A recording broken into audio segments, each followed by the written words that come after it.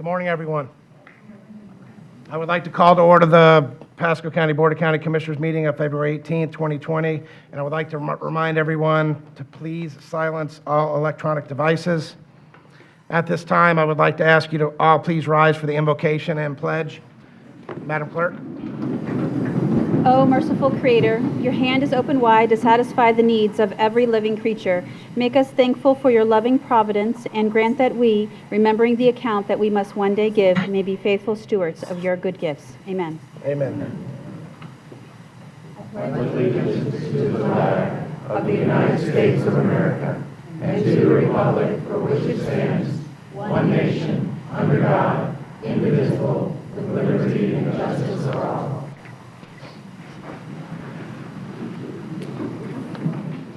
Madam Clerk, can you please call the roll? District 1, Commissioner Oakley. Here. District 3, Commissioner Starkey. Here. District 4, Commissioner Wells. Here. District 5, Commissioner Mariano. Here. District 2, Chairman Moore. And just for the record, Chairman Moore did call and text. He's got the flu, 103 temperature, so he's home in bed. He would like to be here, but he apologizes. But we're glad he's not, so he's not getting us sick. So now is the time for public comment. Citizens are given an opportunity to comment on any item coming before the board during this public comment section. The board also takes public comment on items to be placed on future board agenda or other business under their purview. Public comment for public hearing items will be taken this afternoon during individual public hearings starting at 1:30. It is requested that when you address the board, that comments are not directed personally against a commissioner or a team member, but rather directed at the issues. This provides mutual respect between the board members and the public. Individuals speaking during public comment will be given 3 minutes to speak. After stating your name and address for the clerk, the timer located on the podium will start a countdown. After 2 minutes, one beep will sound and a light on the timer will change from green to yellow, letting you know that only 1 minute remains. After the time is up, 2 beeps will sound. The light on the timer will change from yellow to red, indicating that 3 minutes are up and you should close your comments. Madam Clerk, if you could, please. Okay, we have multiple people signed up today to speak during public comment. I'm going to call the first 4 names, if you could line up at the podium. Bruce Bogner, Judy Richards, Patricia Higgins, and William Fuller. Mr. Bogner first.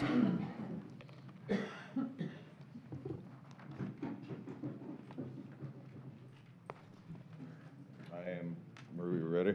Yes. I'm Bruce Bogner, 3630 Bradford Drive in Holiday. I would like to know how people can buy a house in the neighborhood and open up a slaughterhouse and a church next door to me. We have been dealing with this since May, and it's absolutely ridiculous. I don't have nothing against anybody's religious practices. Me personally, I have none. I don't want to hear what's going on next door to me and all that stuff, especially with the animals being slaughtered. I hear it through my house, through my windows.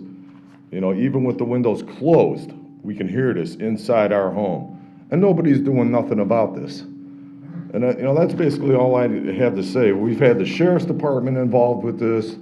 Health department doesn't want to do anything about this. And I'm watching all this stuff on my video cameras. My cameras have been there before they moved in. They do it right in front of my cameras, dumping blood all over the place in the backyard. I watch them dump bloody water all over. This is going to cause a major problem in the neighborhood. And I don't know, I'm at my ends here. Commissioners, they have a neighbor that practices Santeria. They call it Eubora. Or a form of Santeria, and unfortunately, their religion is protected by the U.S. Constitution, and we've looked at this, and is Christy Sims down here today? I don't think she's here today. So if you go around back and leave your name with my executive assistant in the back there, we'll get together with your neighbors and explain what our options are, but they're very limited. Unfortunately, religion is protected. I don't understand how that's allowed. I really don't in a residence. What about my rights? I agree 100%. So maybe we'll try another angle. I So would love to sit down and talk with yeah, you about this. I can't imagine what it's like to live there. I really can't. Yeah, I'll tell you. yeah, Thank you very much. yeah. Thank you, sir. Now, who do I speak with? Her name's Morgan. Here, my assistant Danny will take you back. Thank Thank you. Yeah.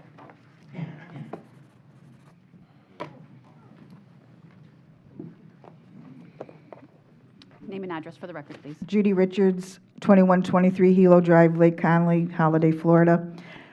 Before I begin, I know I'm not supposed to use names, but I would like to thank Commissioner Starkey and Mr. Caldwell, who came to our board meeting last February and was going to be in the process of helping us out with our issue. Last year, we brought to their attention with a full house the permanent repair needs of the Rose Lawn and Bonita. The process was told that we had to have it determined first to become a tax collector's road, which has been determined. And after that, the road would be considered to be repaired permanently because there's been only potholes filled in here and there. Since then, for several months, I have sent several emails to different department heads, and all I get as a response is, "We are on the list." I don't know what list we're on. But we're trying to find out, I guess the bottom line today, and I'm not going to finish reading my speech because it's too long, was where are we on the list? Are we number 1,000 of 5,000? What's the process? How much money is in the budget for these repairs? The potholes are getting bigger. They randomly are filled. They're not all filled in at one time. I don't know who determines which hole is bigger than one than the other. There's kids on that road, so we're swerving to not hit the children, but then you got to hit a car. People have lost their hubcaps on those roads, and we just really would like to know, where do we stand on this list? Can you tell me that? And how much money is allocated for these repairs? I know a lot of people don't understand when you become a tax collector's road, there's certain money allocated. How much money is allocated in the annual budget? Because I tried to find that answer out, I think it was 2 weeks ago. You were in a meeting up in Tallahassee. No one was available to speak to me, and nobody seems to be able to tell me. But yet I went to an RV park over here off a little road, Orchard Lake, I believe it was, and they have a road that's completely fixed. And it just happened like last week. Well, we have a whole two communities that need those roads repaired, and nothing is happening.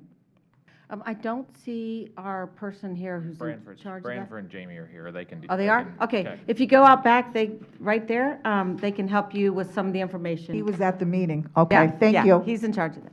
You're welcome. And that road is really in bad shape. Good morning. It's good to see a lot of people here today.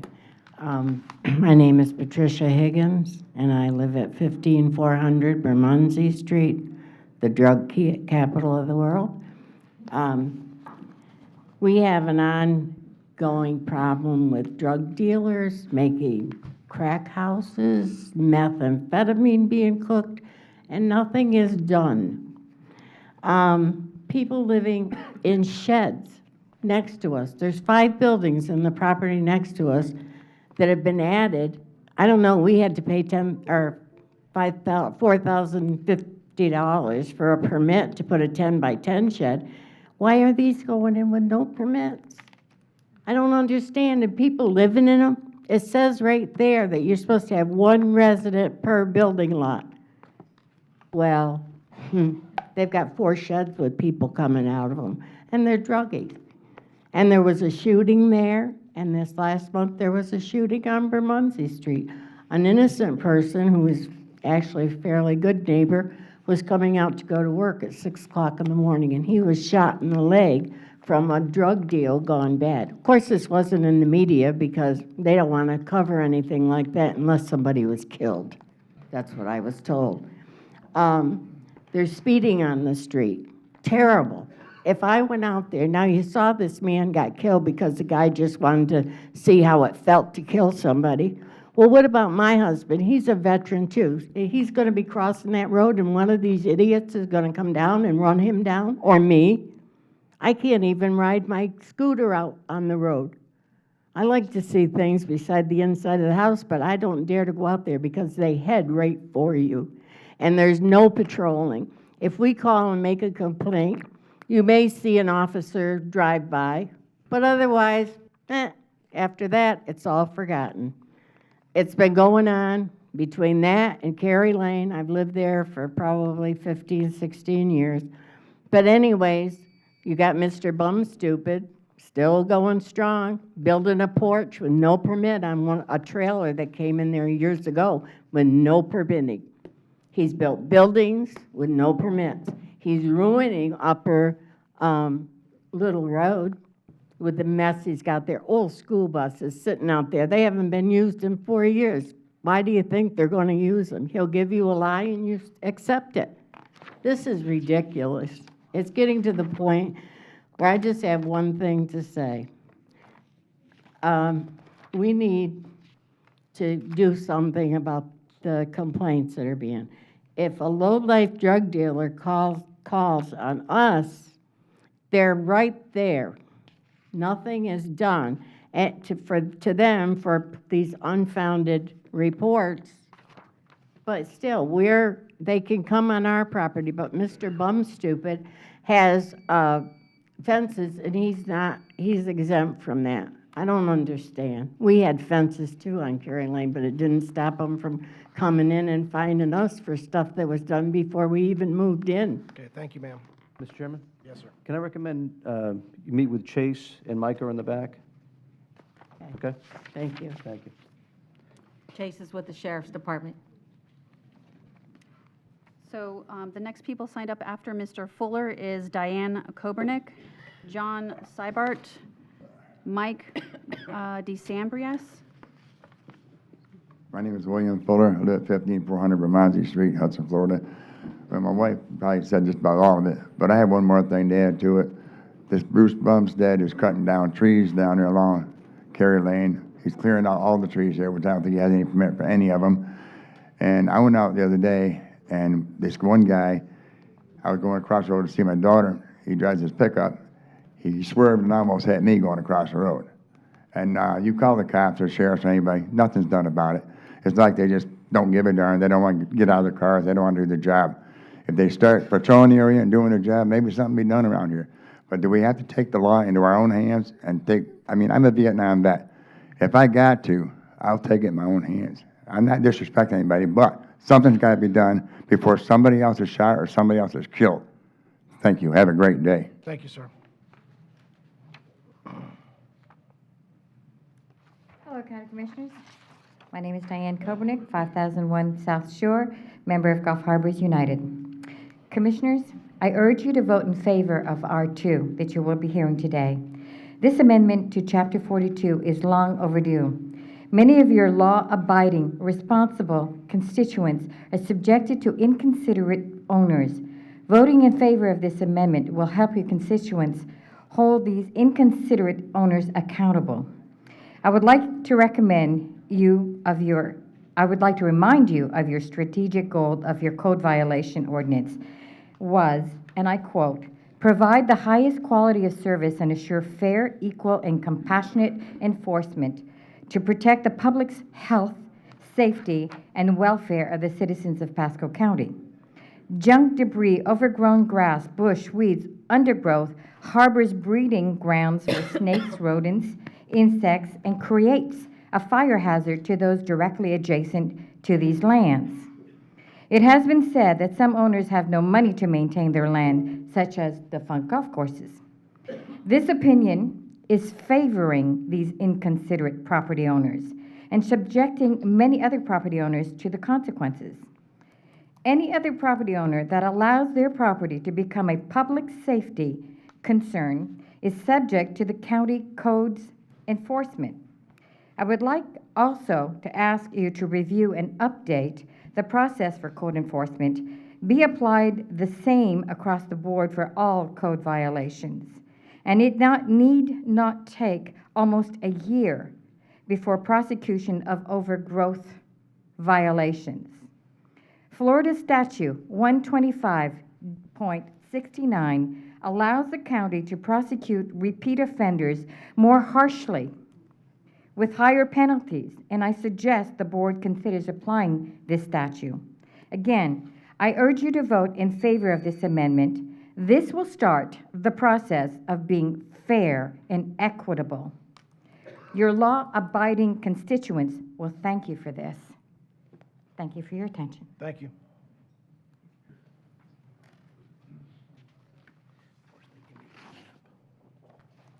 Good morning, Commissioners. My name is John Seibart. My wife and I live in the Estates, which is located off Hudson Avenue and Little Road. The Estates is intertwined with the Links Golf Course. The Links Golf Course is the reason that I'm here today. I was also here the last meeting that you had concerning defunct golf courses. I brought a contingent of people, so rather than have everyone speak, can everybody just raise their hand if you're involved with this issue? The issue is not just the Estates, it's a total of 5 communities that are bordering or intertwined with the Links Golf Course. As you know, there has been an increase of golf course closures throughout the county and the country. This area in the Western District has 4 groups, as I just mentioned. There was well over 1,000 units that could be involved. I have to thank Mr. Mariano for coming to our last board meeting to discuss these issues. The urgent concern is the safety and welfare of the community, especially the homes that are bounding the Links Golf Course. The present ordinance requires that the golf course cut around the perimeter. What we're looking for is to have the entire course mowed, and that could be done with a modification to the existing ordinance, which is already in draft form. There's vermin, snakes, coyotes, I'm told hogs. I haven't seen any hogs, but there's issues that these vermin now are going to infestate our community. Also, standing water. Standing water is really attractive for mosquitoes. Second concern, we purchased in a golf course community and paid premium prices for our homes. Abandoned course and signs of closure will reduce our value. The owner of the golf course has decided that he wants to convert the golf course into a tree farm and has just completed the planting of cedar trees on the entire course, including our detention ponds, which are used for stormwater management. These trees are really our third concern, but the point is, how does a property owner just go ahead and say, I'm going to convert my golf course into a tree farm, just as he did with allowing a business to take over his cart barn? Now there's a business that repairs and sells golf carts, which I know code enforcement has come out and cited them, which was great. What we're looking to do is just get the county on board, and hopefully we can get this ordinance in place that would require not just the Links, but any golf course in the area that decides to close, that they're going to have to take care of it, because there's people that are impacted by these closures.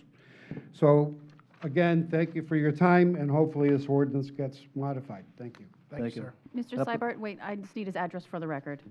I'm sorry. Your address. 8834 Poe Drive in Hudson. Thank you. Thank you. Up on the screen, that was a picture of the people that were at the meeting as well, that put their I hands up. recognize some of them in the picture, yeah, I was going to say. Yeah.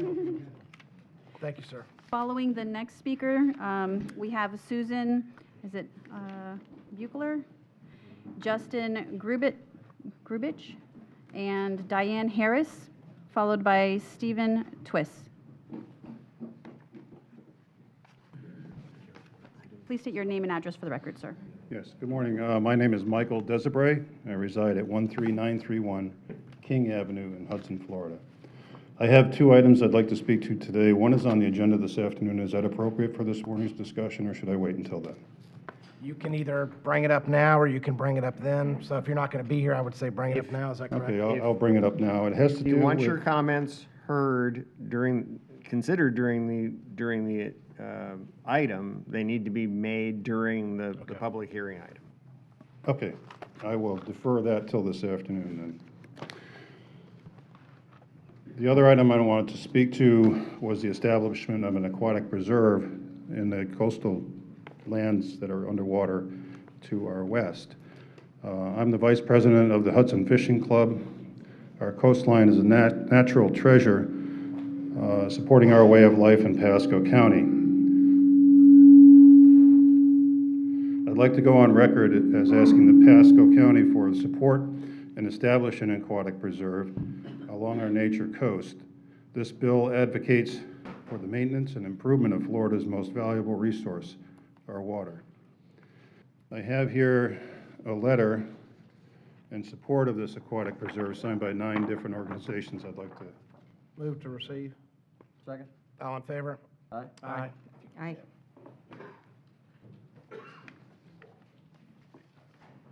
So I request you review that letter, but I'm going to give you some information about the organizations that have indeed signed that letter. The International Game Fish Association, which is a nonprofit organization, one of the world's leading authorities on game fishing while promoting ethical angling practices.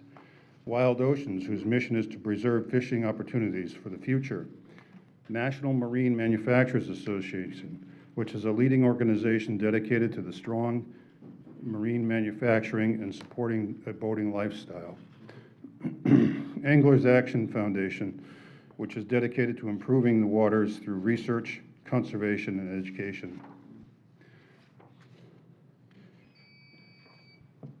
The Coastal Conservation Association of Florida, otherwise known as CCA, dedicated to good stewardship of our coastal resources. Maverick Boat Group, a manufacturing group including Pathfinder, Maverick, Hughes, and Cobia Boats. Chittim Skiffs, a builder of lightweight skiffs. Captains for Clean Water, a grassroots organization providing solutions to maintaining Florida waterways and our way of life. And lastly, the American Sporting Fish Association, who passionately represents the people with policies and ideas to help recreational fishing thrive in our area. Each of these organizations has established the aquatic support for the aquatic preserve because of its essential tool that, excuse me, in keeping our marine environment healthy. Most importantly, the AP supports national public use, including recreational fishing, boating, swimming. These are all activities that are a way of life for our citizens and our businesses. Our county enjoys some of the cleanest water in Florida, making Pasco County a mecca of tourism for hopefully for generations to come. Let's keep it that way in establishing the Nature Coast Aquatic Preserve. Thank you, sir. Thank you. Next. Please state your name and address for the record. My name is Susan Buchler. I live at 6424 Yvette Drive.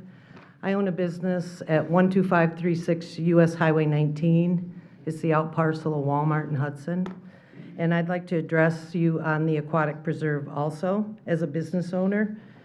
There's been a moratorium on fishing. We haven't been allowed to keep any of the species of fish that are inshore for a long time because of the red tide. And that's hurt a lot of the business owners as far as boating industry, trailer industries, and whatnot.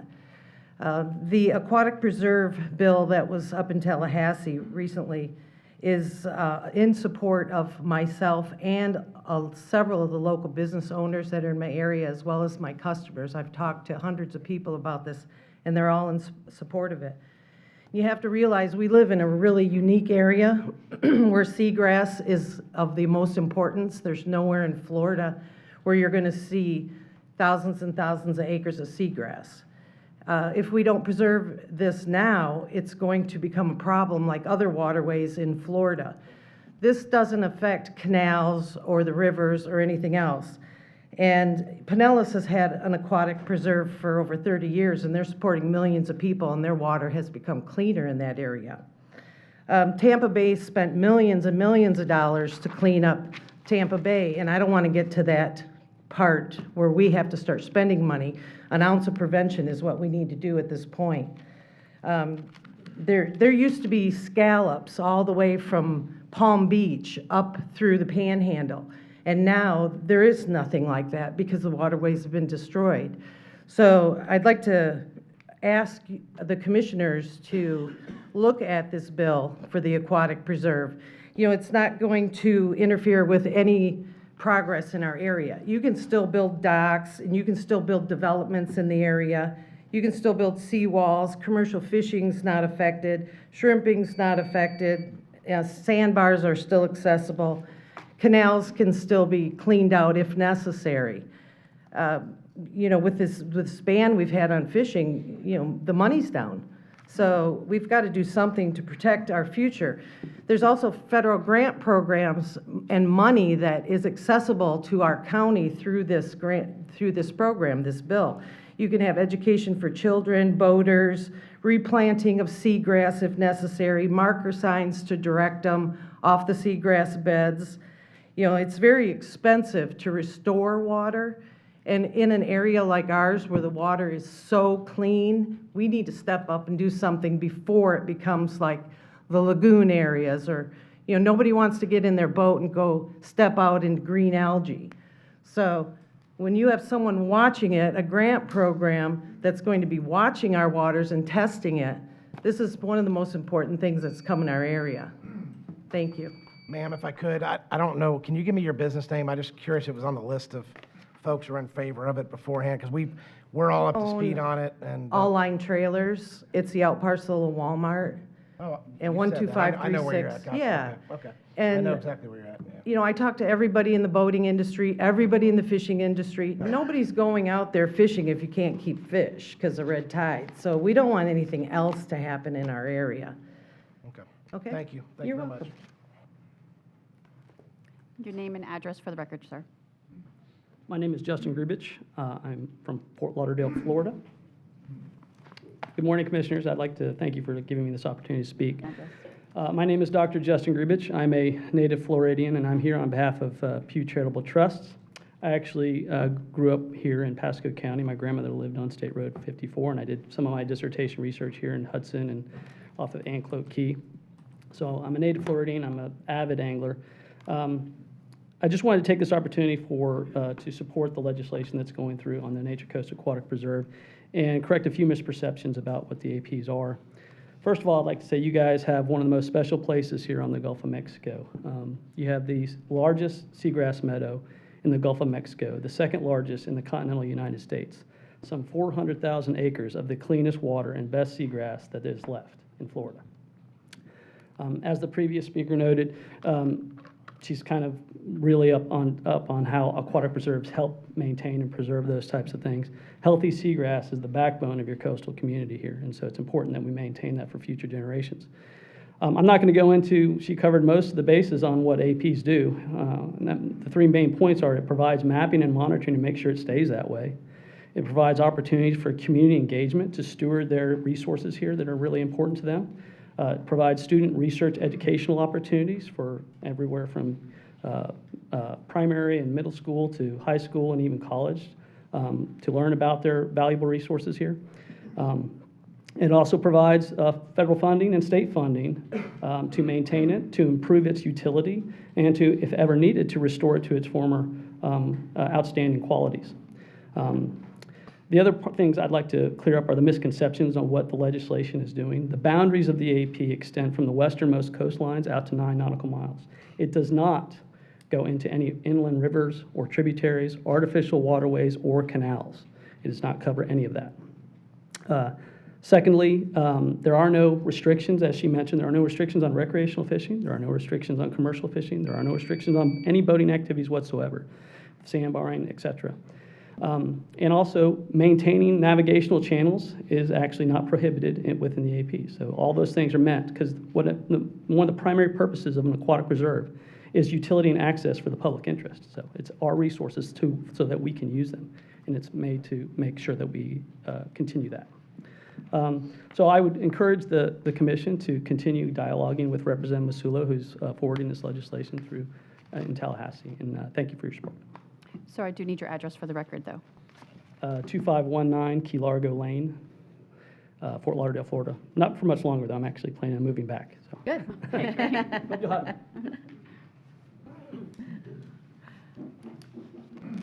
My name is Stephen Twist, 8546 Pavilion Drive, Hudson, Florida. And I have a question. I don't know if this is the right time to ask the question, but this is in regards to Mr. Lohman's golf course being maintained.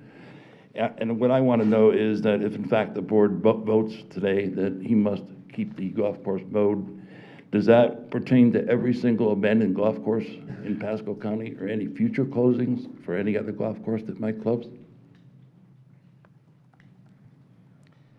was going to say, we normally don't take, answer questions, but I know we've done it a couple times, so maybe Jeff could answer quickly, our county Okay. attorney. What, if an ordinance is adopted, which is not what is before them today. Okay. It would require any improved property to be maintained pursuant to the ordinance, so. And that would be yeah. good county-wise. Yeah, that would be good countywide. Okay.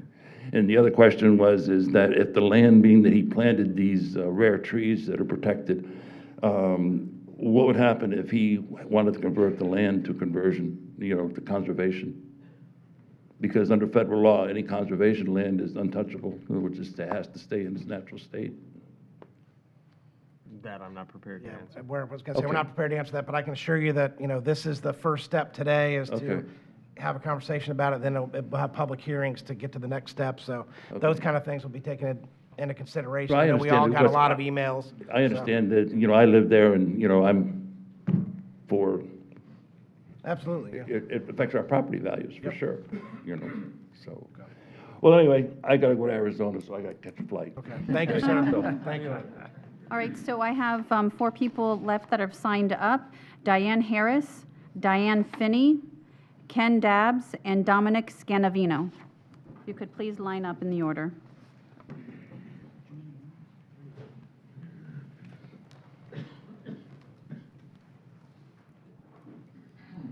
Diane Harris, Diane Finney, Ken Dabbs, Dominic Scanavino.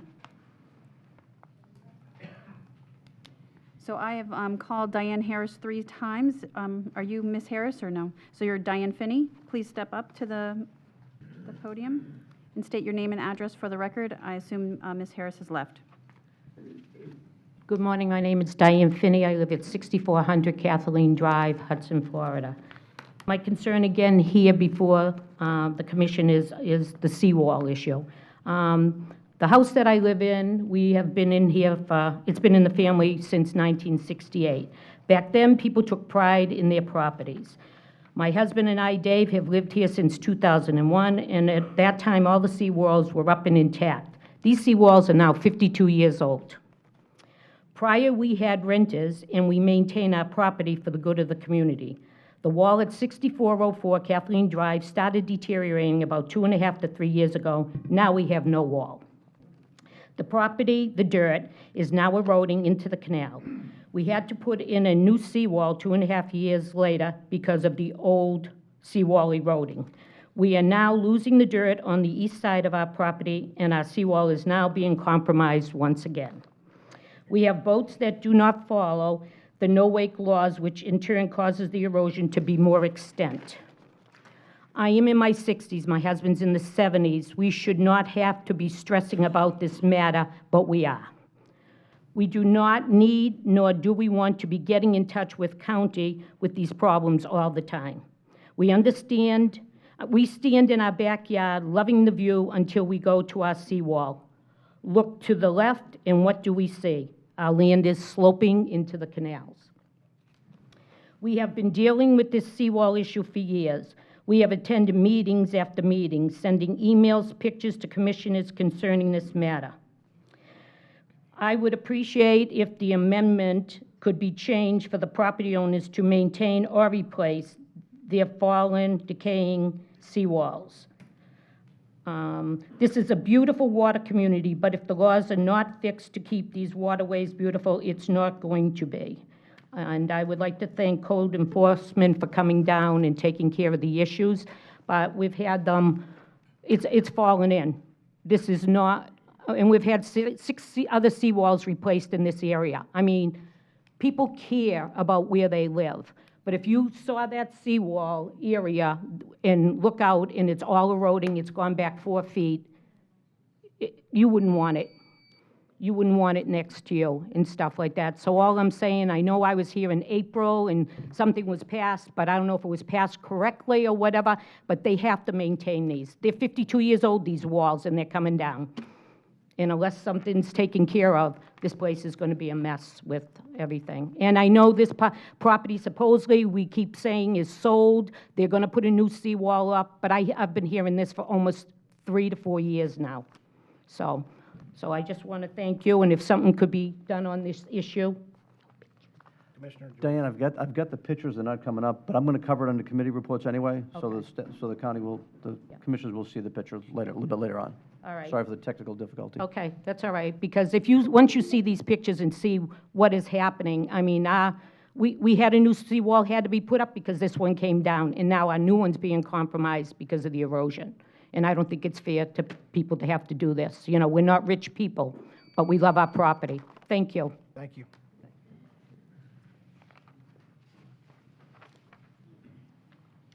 Mr. Dabbs, state your name and address for the record, please. Ken Dabbs, 4617 Florimar Terrace, Newport Richey. I'm here in support of item R2, the changes to Chapter 42 for golf courses and other properties. I do have one concern with with the definitions. The definition for affected properties says you have to abut that particular property. I'm sorry, but I had a house 4 houses down from one of my rentals with grass 3 feet high that was owned by a trust. I sent the trust a letter to a post office box, which never replied. I think that needs to be expanded to cover affected properties. To me, are all properties that are within a quarter mile of that. If you live on that street, it's affecting your property value. My renters, after 10 years, wanted to move because I couldn't do anything about a house 4 doors down. So I think we need to change that definition.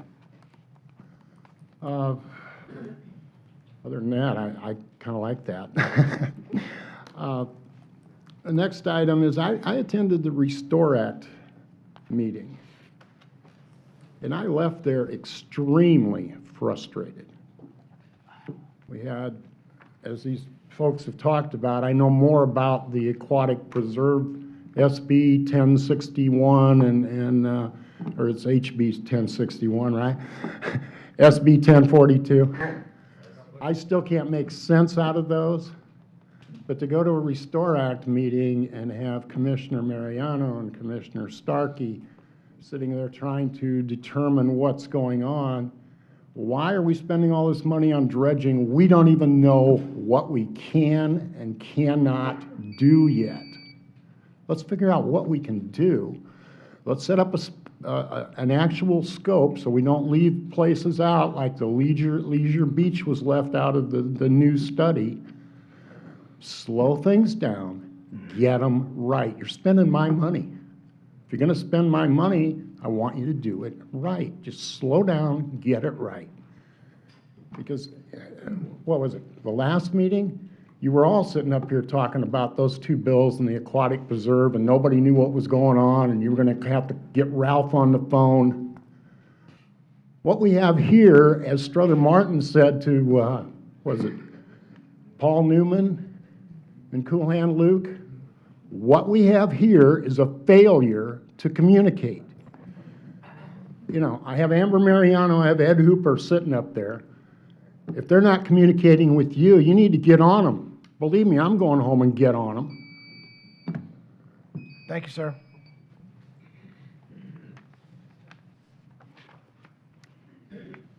Sir, please state your name and address for the record. Thank you. Good morning. My name is Dominic Scanavino, 6040 Riviera Lane, Newport Richey, Florida. First, I'd like to thank the County Commission for doing a job that I feel has been well done.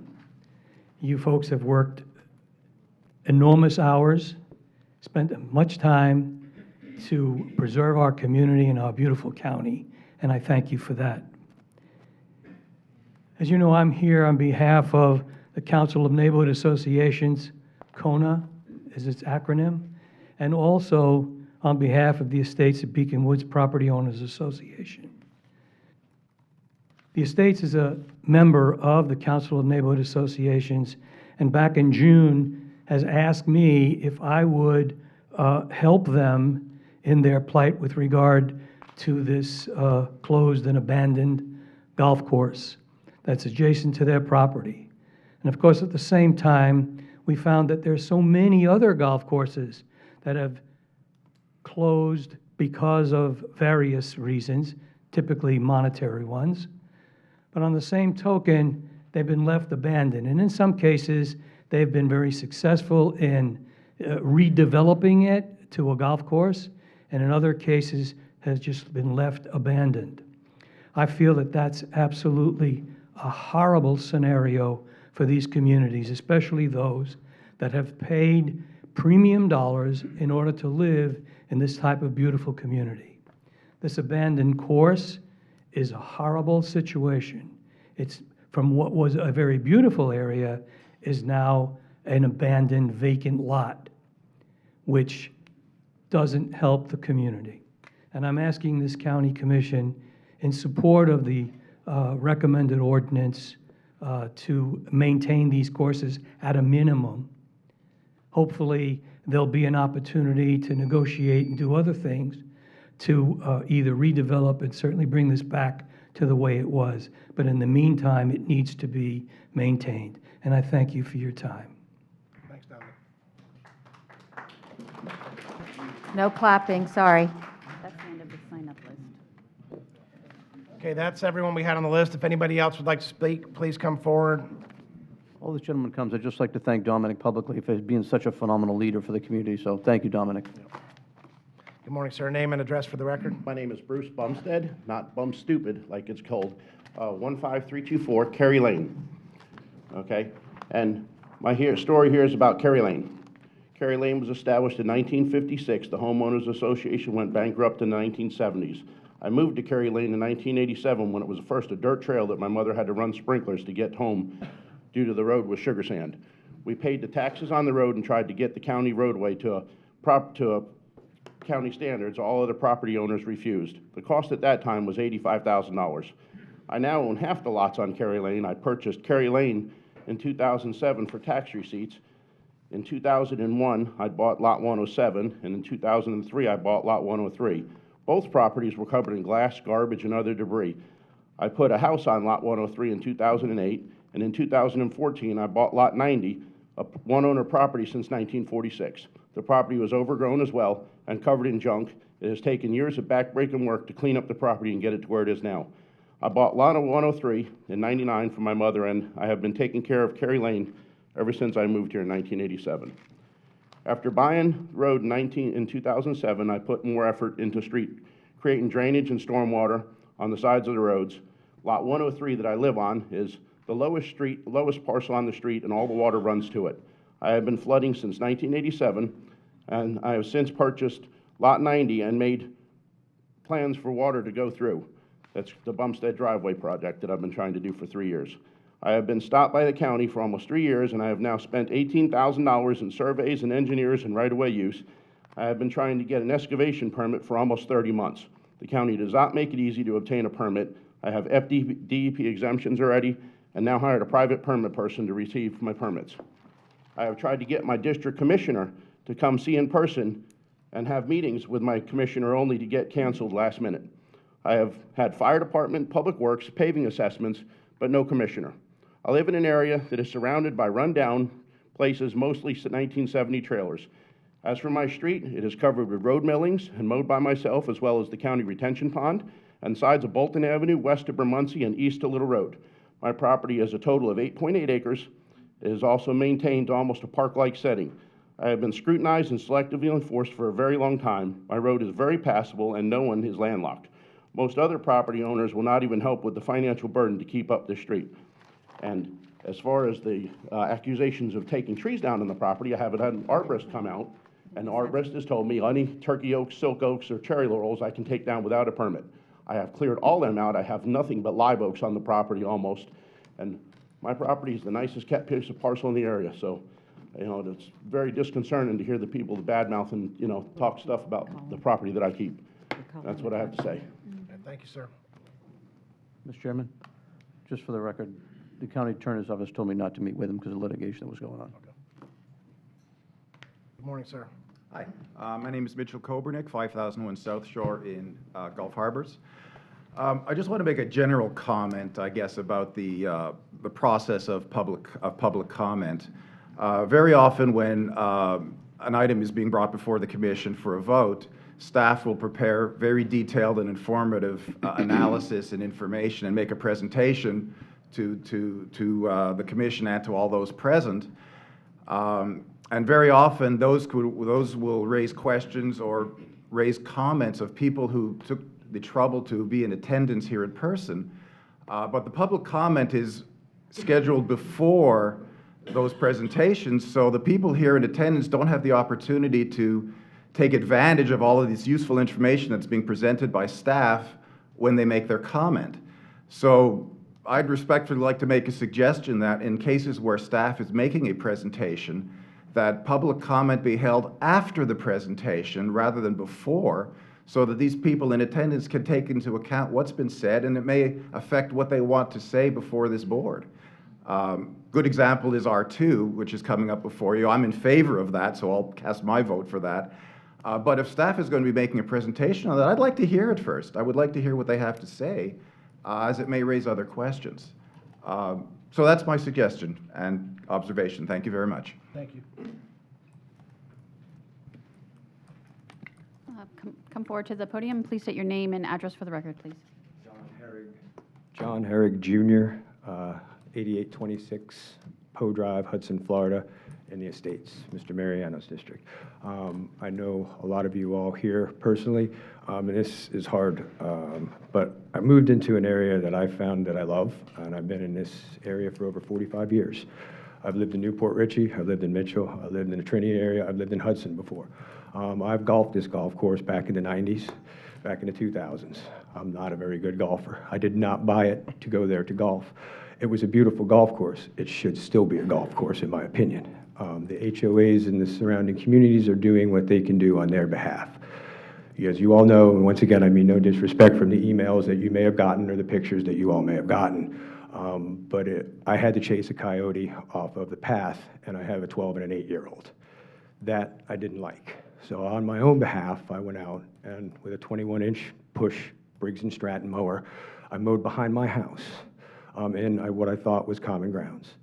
I didn't like the way, because I am a little bit of a perfectionist when I start something out. So I pushed and pushed and pushed and whipped and whipped and whipped, and it felt like a never-ending time. Then I went out from a local businessman and bought a 46-inch Craftsman tractor, PTO, so I could turn around and mow the entire 12th hole from tee to green. I cleaned the culverts out. I don't want to tell you what I pulled out of those. And I mowed around by the tunnel that goes under Little Road, Pasco 1, I believe it's called, and around onto the 17th, because there was 2 coyote dens, there was rattlesnakes, there was vermin nesting all around in the area. I have chased, I wish I would have taken a video at night, it was at least had to be 16 coyotes. That was off of Tinniston, in between Tinniston, bedding down behind the clubhouse. I also noticed that there's some type of golf cart restoration repair going on there. I don't know what that's about. I've never met Mr. Lohman. My concern was for my 2 young boys. I understand that may be my time. Was for my 2 young boys and the safety, the security, and health reasons for the community around. I have no problem continuing on going out and doing it hole by hole on my own. But now there are trees there. So I did check into, and I don't want to obtain, but I went on to the bylaws of Chapter 400 to 500 to 700 to 800 to 805 to 905. I've checked out on the MPO bylaws.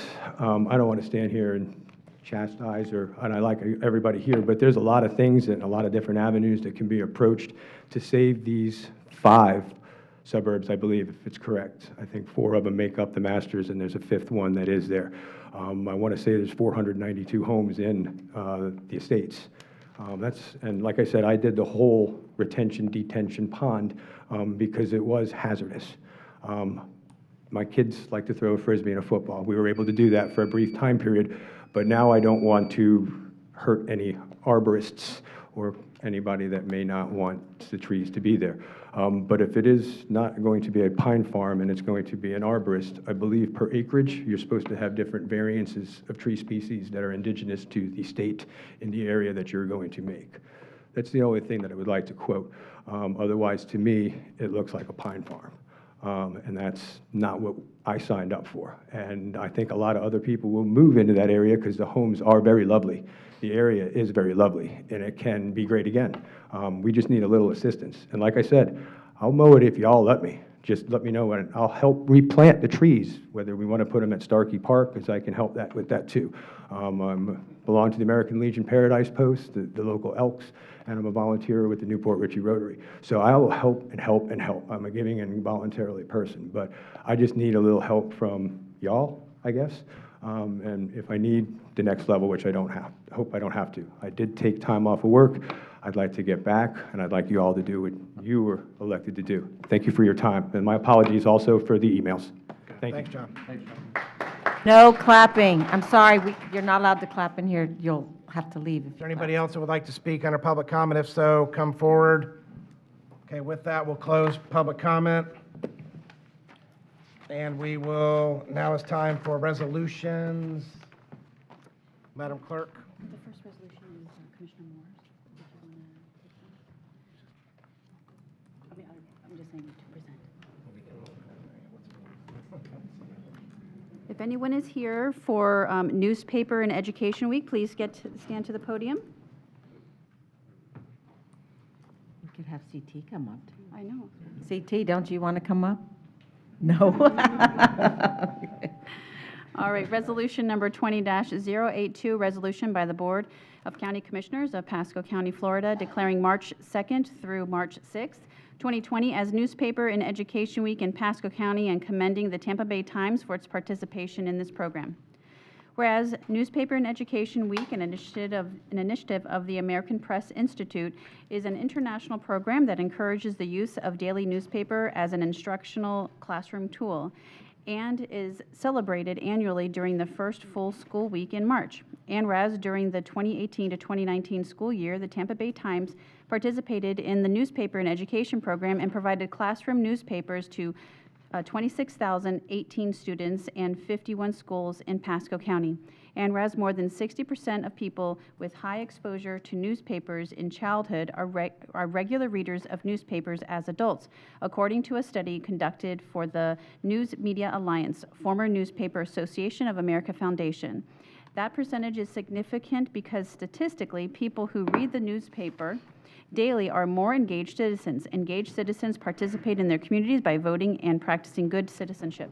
And whereas Newspaper and Education is an international program that encourages the use of daily newspaper as a living textbook for students from primary through adult education levels. And whereas for more than 40 years, the Tampa Bay Times has participated in the Newspaper and Education program by providing classroom newspapers, companion materials, and instructional support. Now therefore be it resolved by the Board of County Commissioners of Pasco County, Florida, that said board hereby declares March 2nd through March 6th, 2020 as Newspaper and Education Week in Pasco County and commends the Tampa Bay Times newspaper for its participation in this program. Done and resolved in regular session with a quorum present and voting this 18th day of February 2020. Move approval. Second? All in favor? Aye. Aye. Motion passes. Thank you. Do you want to say a couple words, and then we'll come down and get a picture? Commissioners, thank you so much for recognizing Newspaper and Education Week. Our mission is to grow lifelong readers, engaged and informed citizens, and we really appreciate your support. Thank you. Okay. If we can come down and get a picture, Commissioners, I'd appreciate it. Thanks. Good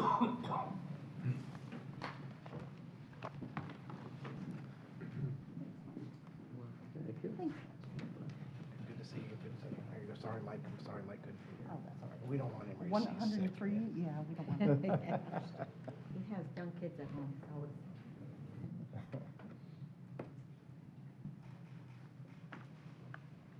Thank you so much. Whoa, whoa, whoa, Thank whoa, you. whoa, step back there, step back. Hang on, we don't want to get in trouble. Let Danny work. Thank you. All right, thank you. Thank you so much.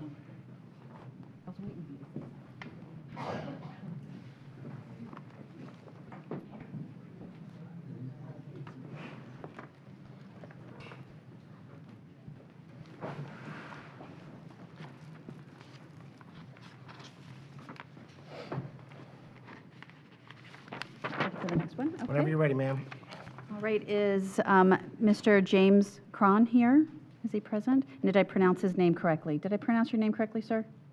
Great. Resolution number 20-079, a resolution by the Board of County Commissioners of Pasco County, Florida, commending James Cron for 20 years of dedication to Pasco County and congratulating him on his retirement. Whereas James Cron has served Pasco County Public Works and the Public Infrastructure Branch with the highest level of integrity and professionalism as a Public Works Engineer Inspector. He started his career with Pasco County on January 2nd, 2001. And whereas during his time with Public Works as the engineering inspector, James established an enforcement program for the county's stormwater regulations. This was critical as enforcement of the environmental regulations were essential to the county avoiding fines and penalties by state and/or federal agencies responsible for monitoring the county's National Pollutant Discharge Elimination System permit. And whereas James took the initiative to integrate stormwater enforcement into the county's code of ordinances. He met with the county attorney's office to determine the requirements for enforcement, to learn the court process, and to develop the forms and standard operation procedures necessary for the stormwater management personnel to address violations. And whereas James expanded his efforts to address illegal dumping, which saved the county significant cleanup costs. As a result of his expertise and involvement, he was invited to join the Environmental Crimes Task Force and the Hillsborough County Sheriff's Office Code Enforcement Homeland Security Environmental Crimes Task Force. And whereas James dedicated himself to moving forward with implementation and improving the enforcement procedures, as well as creating electronic forms and developing a paperless method for storing and sharing information with the county attorney's office. And whereas James has resolved thousands of cases, responded to hundreds of emails and phone requests, and has spent countless hours revising the county's ordinances and other legal documents to achieve the county's goals. And whereas on December 31st, 2019, James officially retired from Pasco County and will be missed by his coworkers and colleagues as a leader, mentor, and friend. Now therefore be it resolved by the Board of County Commissioners, Pasco County, Florida, that said board hereby commends James Cron for 20 years of faithful, dedicated service to the citizens of Pasco County, congratulating him on his retirement and wishes him all the best in his future endeavors. Done and resolved in regular session with a quorum present and voting this 18th day of February 2020. Move approval. Second. All in favor? Aye. Aye. Motion passes. All right. Jim, you look a little bit more relaxed now than normal. Oh, I am.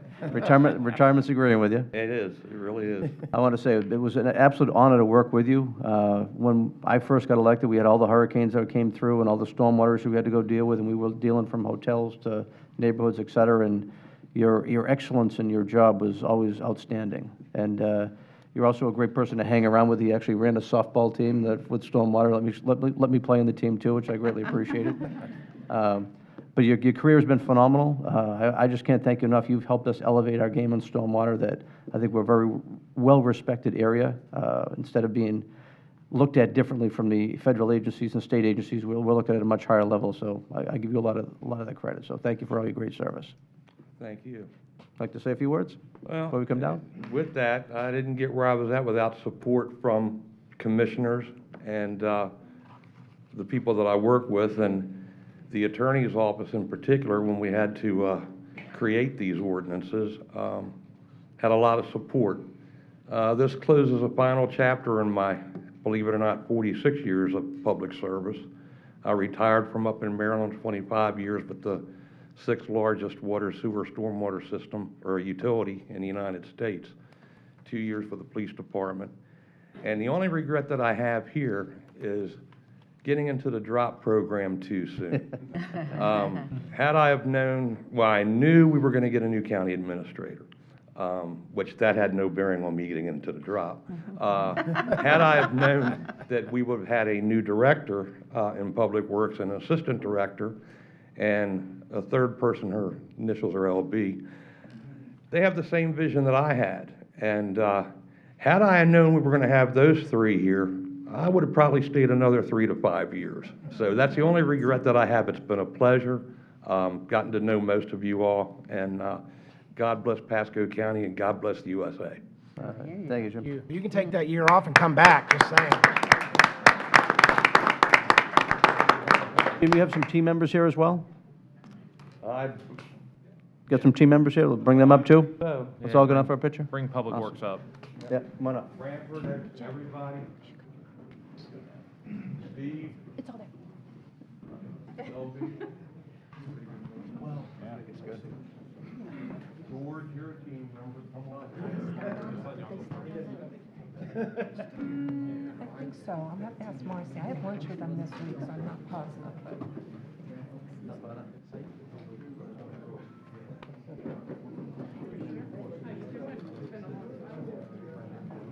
There's a lot of us. How do you want it? Let's slide them back. Hey, congratulations. Okay, we can go back here. Mike, we're gonna come back.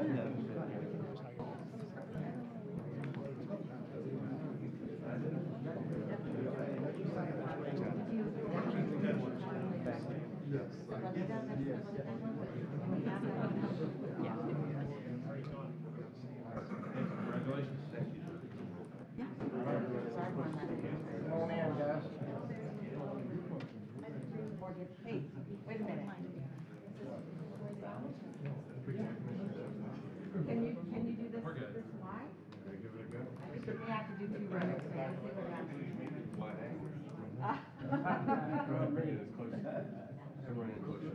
Turn side to side.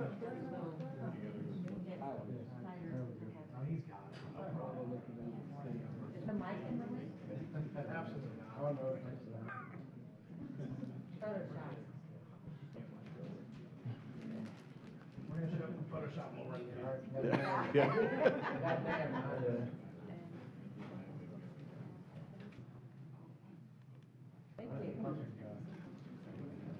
I'll take it, I'll get a friend for you.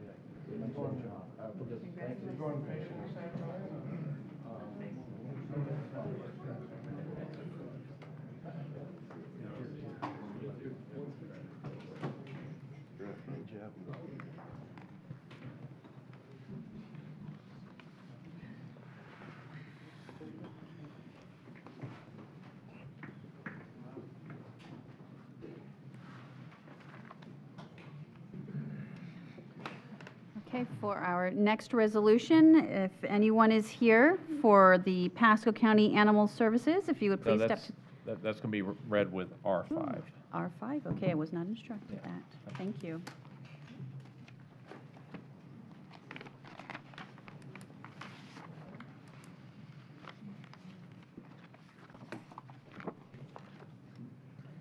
All right, so RS4.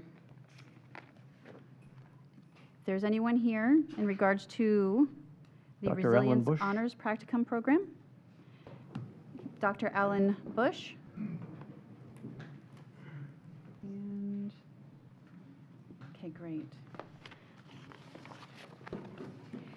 Resolution number 20-080, resolution by the Board of County Commissioners of Pasco County, Florida, commending Dr. Alan Bush of the University of South Florida for establishing the Resilience Honors Practicum Program and acknowledging the importance of collaborating with the University of South Florida's Resilience Honors Practicum Program, and for providing student volunteers and recognizing Shelby Noble and Charles Nyberg for their research and findings relative to the resilience in local government. Whereas the collaboration between Pasco County's Long Range Planning Division and the University of South Florida, USF, Judy Granshaft Honors College Resilience Practicum Program provides opportunities to student volunteers to advance their understanding of resilience planning through community-engaged research. And whereas Dr. Alan Bush of the University of South Florida's Judy Granshaft Honors College established the Resilience Practicum Program. And whereas this program provides opportunities for student volunteers to develop strategic planning practices that address challenges to resilience, focusing on both generalized and specified hazard mitigation, and whereas Pasco County's Long Range Planning Division utilized 2 student volunteers as part of its 2019 Fall Resiliency Practicum Program to assess the resilience of Pasco County and apply resilience thinking to describe and explain resilience challenges, and whereas using Pasco County as a case study to identify the resilience of local government and assess the level of resilience in Pasco County, student volunteers Shelby Noble and Charles Nyberg have been instrumental in researching the resilience of Pasco County through resilience planning strategies such as identifying complex systems, assessing the roles of institutions, government, and leadership. And now therefore be it resolved by the Board of County Commissioners of Pasco County, Florida, that said board hereby commends Dr. Alan Bush of the University of South Florida's Judy Granshaft Honors College for establishing the Resilience Practicum program, and recognize Shelby Noble and Charles Nyberg for their assistance in research resilience of Pasco County. Done and resolved in regular session with a quorum present and voting this 18th day of February 2020. Move approval. Second. All in favor? Aye. Aye. Any opposed? Motion carries. Do we get to see the work? I was Sounds going to say, very it'd be a great, interesting. great, great thing, wouldn't it? Yeah. Dr. Bush, Shelby, and Charles, would you maybe like to speak and address the board a little bit? Commissioners, good morning. On behalf of the Judy Granshaft Honors College, thank you for giving us the opportunity to come and address you. Just two quick things to say. One's really amount of gratitude for the many relationships that make this possible. The other piece is about community resilience. That really community resilience at its heart is about relationships, and that those relationships set up so much of the work of resilience that really matters. I hear so many of the things you have to address in a day have this urgency and importance to them, and it's easy to get swept under the rug, the things that in the long run will be important. And in 2050, when we're all in a resilient Pasco County, it'll be easy to know which relationships and which investments of our time were the ones that really made that possible. But in the meantime, it takes risk to build relationships, and it takes risk to take the time in order to set up the things that really make this work possible. And so first, I want to honor the leadership of your staff to step forward and be willing to participate and work on these issues, not just within the Resilience Practicum, but also in the Tampa Bay Regional Planning Council and other forums of my students, their central role in helping to set up the work that we did with Pasco County, and in all of you for backing them up. It matters, so thank you. Thank you. Okay. What about the students? Charles, would you like to say a few words? I just wanted to thank the commissioners and the county. I've lived here my whole life, and so getting to work in local government, specifically in our county, and to work on resiliency and see how there are a lot of things we're doing well, and so that was really great to see, and being able to work with Amy and Mary Helen. It was a great experience and opportunity. I just want to thank all of you. So thank you.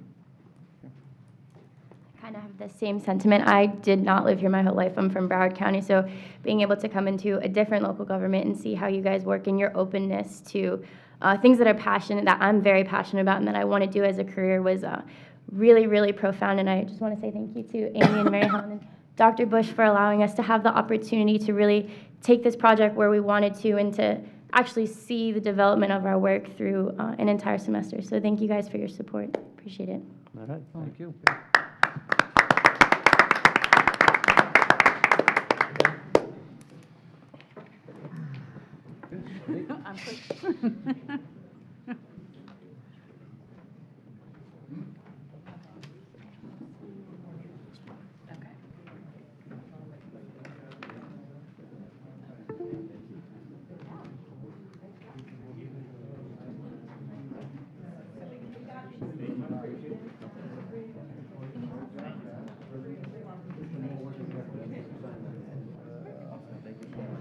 Back up in here. Come on. Y'all get in. Come on up.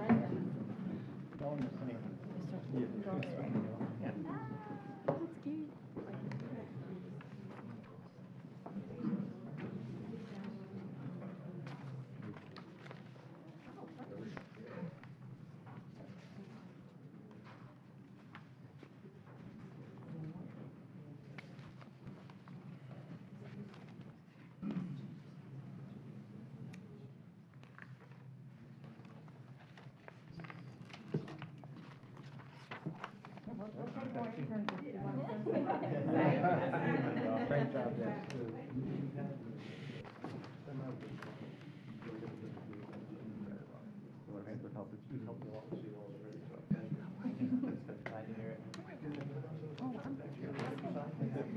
She's been snoring. been awful. Somebody catch me, hey, I'm deaf in this ear, I can't hear you anymore. I said, she's been snoring, it's been awful. Has I been snoring? No. My worst, that was way, but his breathing was so off, he sounded like he was sleeping. It was so bad, it actually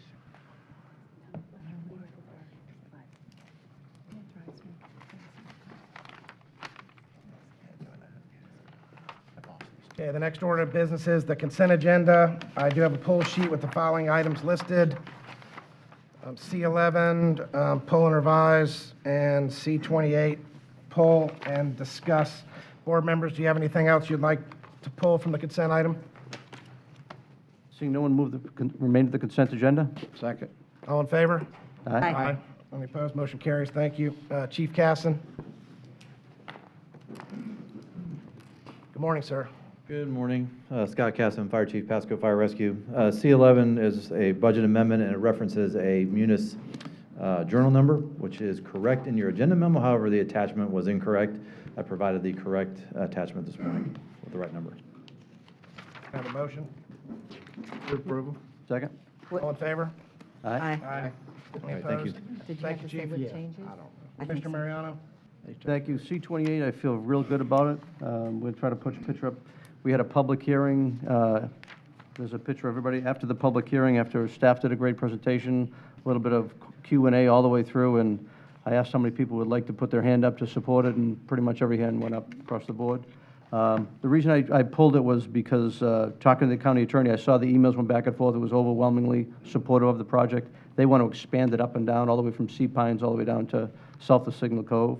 But as my county attorney said, because I own properties in the area subject to this approval and an abundance of caution, I have chosen to recuse myself, which I've signed to give to the county attorney. Actually, it goes in Where do you own official property? records. Where did you own property? At the end of Gulf Island Resort.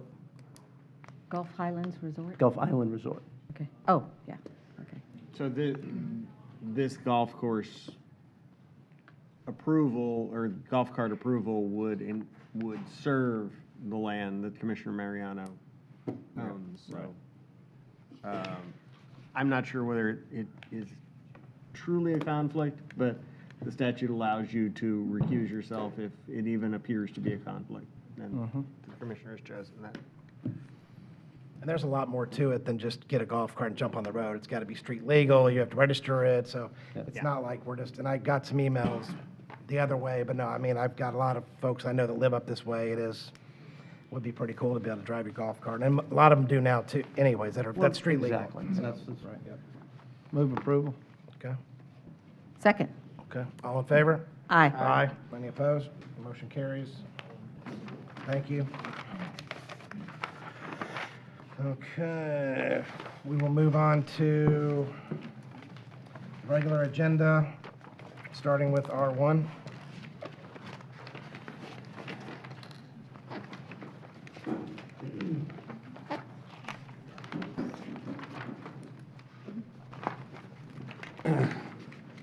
Good morning, Commissioners.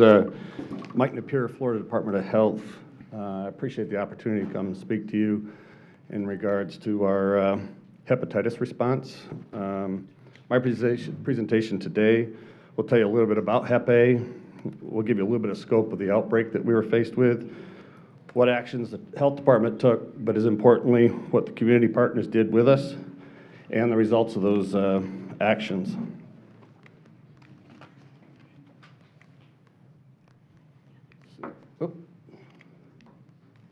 What is hepatitis?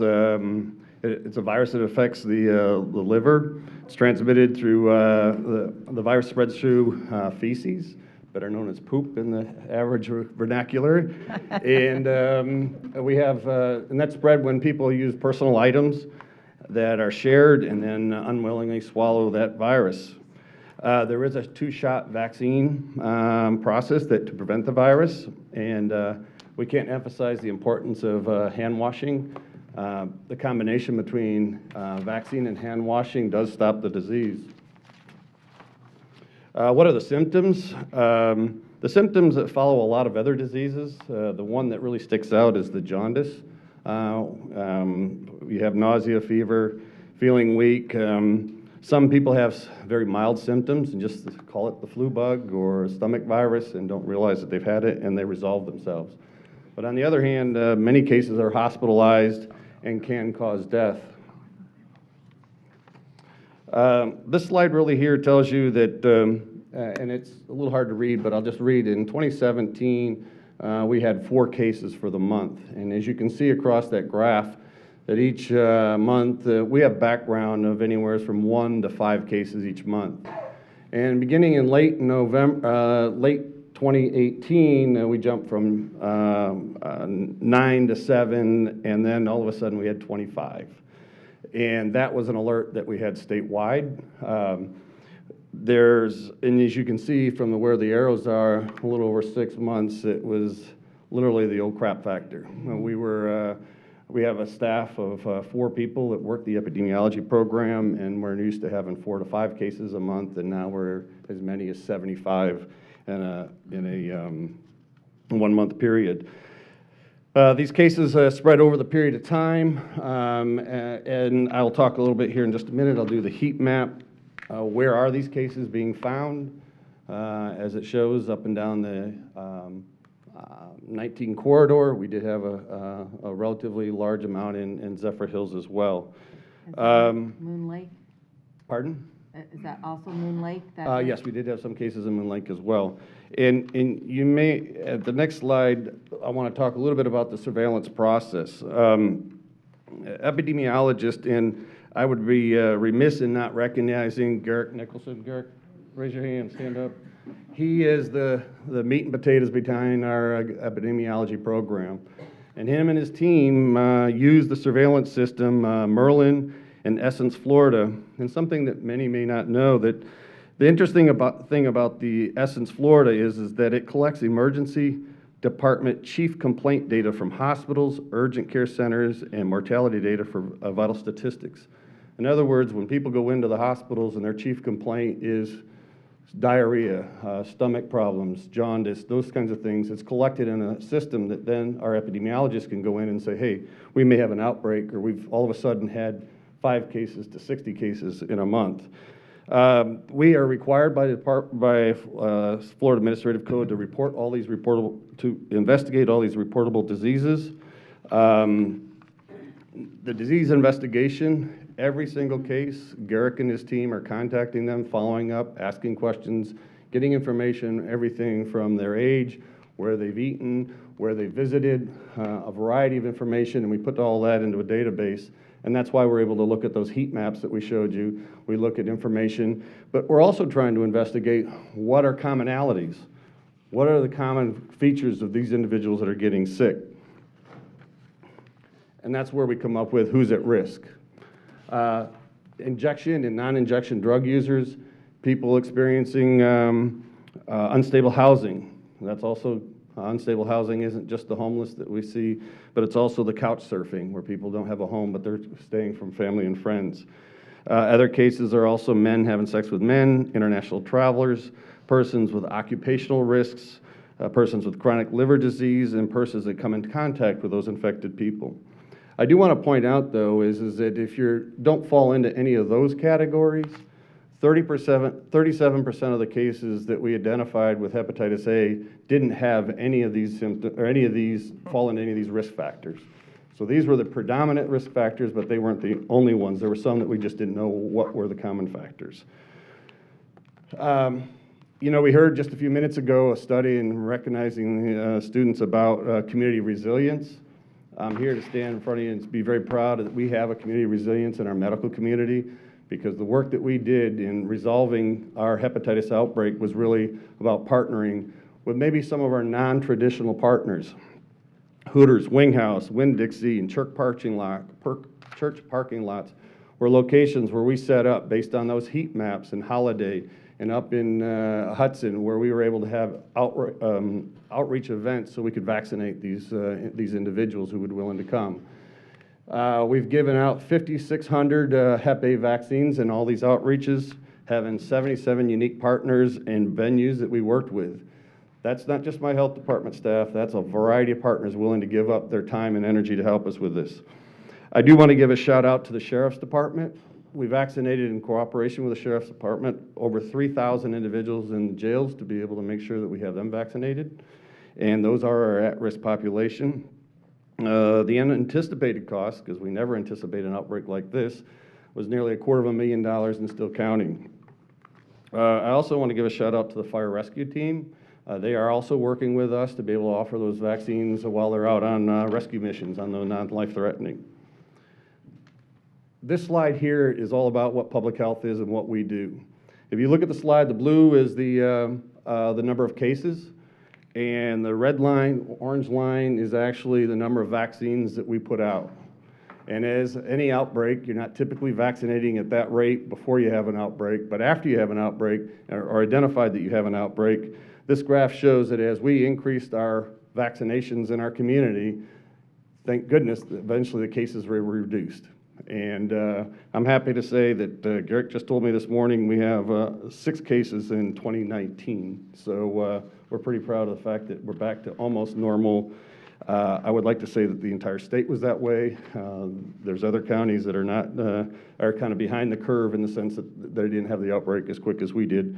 We're hoping that between the vaccinations and the education to the public, hand washing is the #1 best way, not just to prevent hepatitis A, but the flu and any other diseases that are spread from person to person. Hand washing is the single best solution for preventing illness. This slide highlights the number of cases. Pasco County had the most cases in the state of Florida. Oh, my God.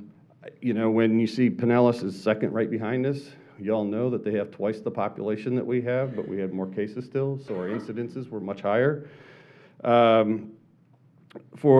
mentioned, for the month of January, we only have 6 cases, and we're thinking we're on the downhill slide for this. Lessons learned, that it does take a community to be able to resolve our outbreak, that the jail was a huge partner in being able to stem the disease, but it also took flexibility. Nights, weekends, holidays, not only my staff, but partners that came out and helped us with this. Education, we had a lot of misinformation. I know that there was a lot of media coverage early on everything from where to get your vaccines to what causes it or where to get it from. So you have to stay with a consistent message and stick to where you get the correct information. Additionally, when you're dealing with the homeless population, the lack of trust, being able to make sure that we had individuals who trusted us and allowed us. The homeless partners were key to that. They don't know us, but they know those who are out in those shelters or out in the woods, and we went out. We had foot teams who actually went out and with a little wagon with a cooler and vaccine, and we vaccinated anybody that would be willing to be vaccinated. Let's see.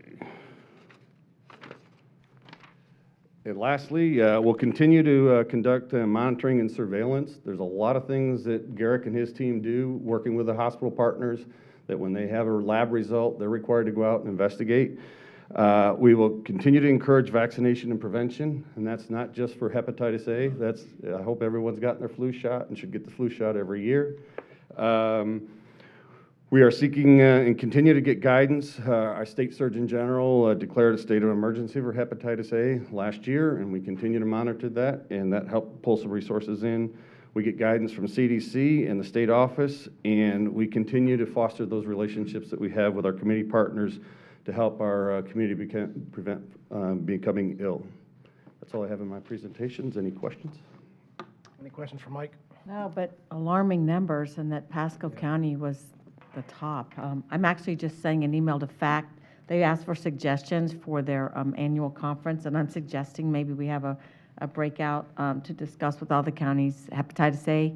And I know they have the needle programs down in South Florida, and I certainly think that you have something to present to the state on how to get a handle on this. So sending off this recommendation. But great job. Sure, and very good job. To piggyback on that, the sheriff's office is really looking around the state. All the sheriff's departments working together because we have a confined group that are at risk for vaccinations, not just for hepatitis A, but other future preventable diseases. Very good report, and good to know that's on the downslide of that issue, so. A lot of it on the coast, so it seems. Volusia County, it's over in Volusia County now that they're really struggling, and you know, it's one of those things that once you finally get it contained in one area, it pops up in another. And yeah. But I can't thank you enough about my team has really done an awesome job. We prepared for this like a hurricane. We set up an instant command structure. We had logistics. We had people that were doing, and we handled it as a natural disaster. And it's great to see the results. I am curious about the funding. You said it cost you an unexpected almost $250,000. And where does that money come from? Well, we have a trust fund that we maintain for emergencies that we have to spend out of. The state CDC did send some money, about $70,000, $80,000 that did help cover some of those costs. And then it comes out of our trust fund dollars. Okay. And I think that's something that as, you know, this isn't the first disease outbreak we've had. We've had MERS, and we've had SARS, and we've had H1N1, and we've had Ebola, and the next disease is only next month away, and so we're really working in our community in Pasco County to bolster our epidemiology department, because when you have 75 individuals to call, and when you're sick, then I got to call your uncle and Larry and Mo that's at the same lunch that you were at. And so there's a lot of work that goes behind the scenes to be able to chase these cases down. Yeah. Well, thank you very much. Yeah, thank you, Mike. And I know, obviously, you know, I know you discussed it briefly, but like the needle exchange, I know there's partners that are talking about doing it. The fire team's talking about maybe putting something together for needle exchange, which is sure obviously help this. We're meeting with Kathy Pearson next week to talk about what that might look like and who we might be able to support that. The state's given us a little more guidance on how we might be able to approach that. Okay. Right. Thank you, Mike. Thank you. Thank you and your whole team. Thank you. Thank you. Okay, I'm going to skip ahead real quick just because R3, I think R2 is going to take a few more minutes than R3, so if we can move to R3, please. Good morning, David Engel, Office of Economic Growth. I'm here today to present the economic incentive item for Avalon Park.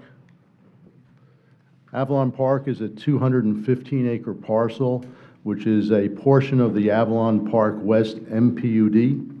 It's located 1/2 mile east of Glen River Road on the north side of Route 54 in Wesley Chapel. The project and proposal is to vertically create mixed-use construction at an urban level for a downtown for Wesley Chapel. The typical buildings are 4 stories in height.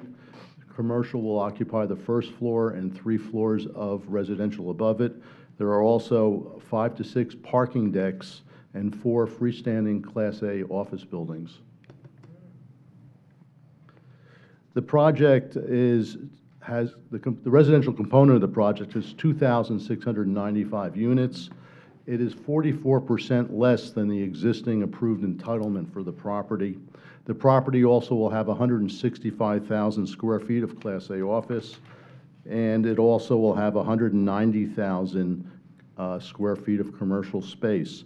The downtown construction cost will be a total of $785 million. There are 2 trip reduction components for this project. The first one is that there's ample school capacity on the property.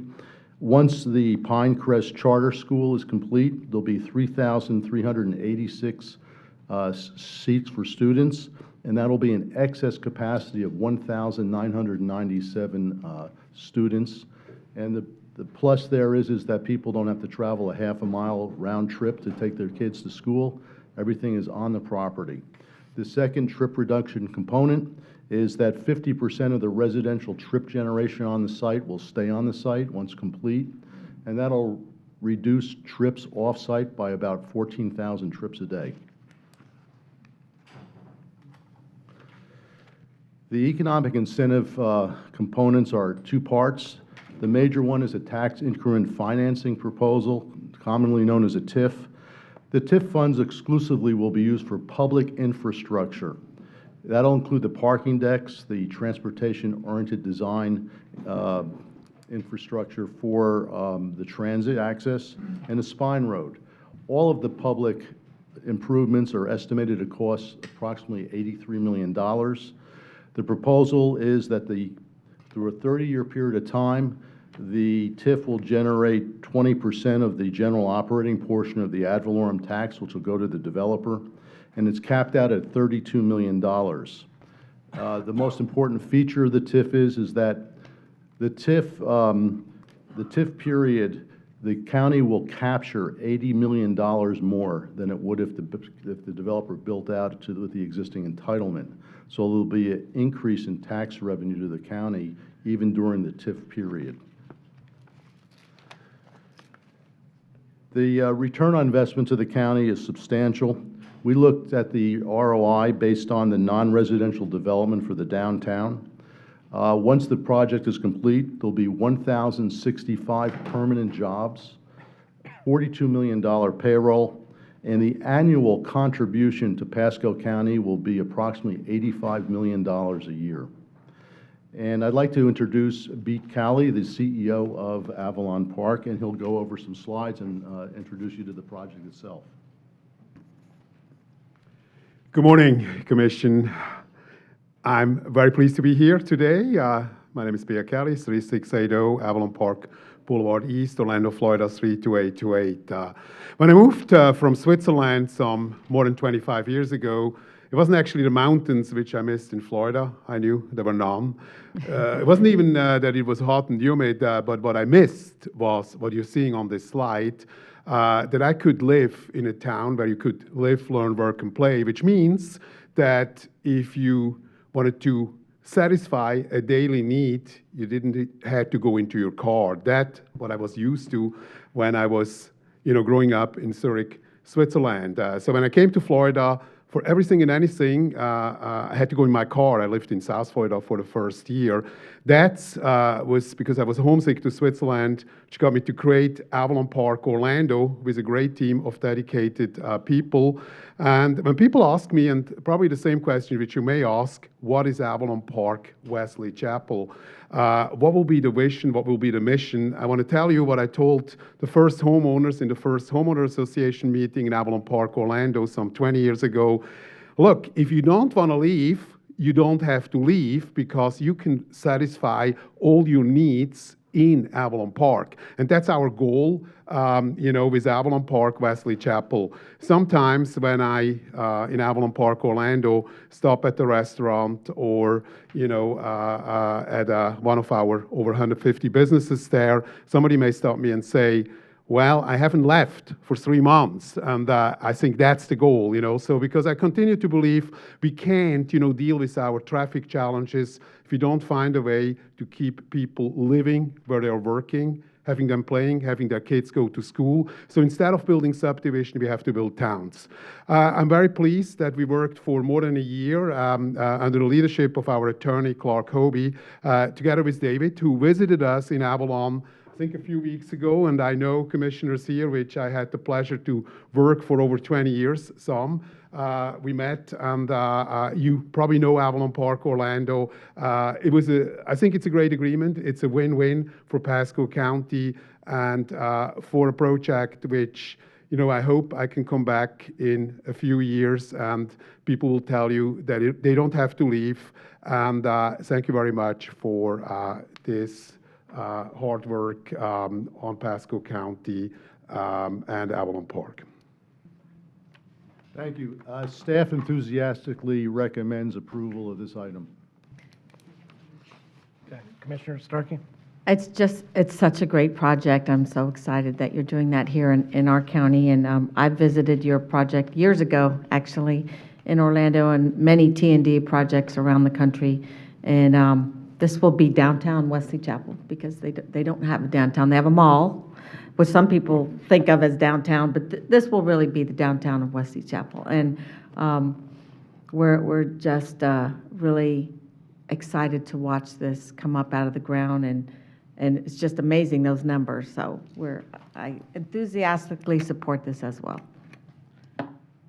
It is a phenomenal project. I mean, the tremendous success you had at Orlando, I know you're going to have it right here as well. I'm glad you picked Pasco County from many, many years of driving around, kind of figure out, what are we doing here? But we appreciate you.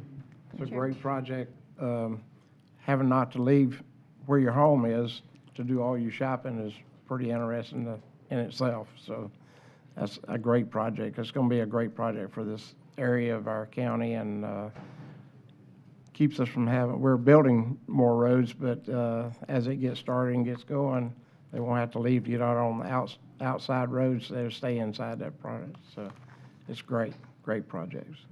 And I also want to say, David, thanks for putting together a great package that's making this happen. And Clark, Hobby, thank you for all your good work, too. This is, like you said, just a really nice project and a feather in your cap, too. So. Thank you. Madam Clerk. Yes, Mr. Engel, there is a revision on this item, if you could read that into the record. Yes, ma'am. On the agreement, the header was changed to include the proper entity that is now the developer for this project. And because this was a long time coming, this agreement, the county clerk's name was wrong, and I corrected that.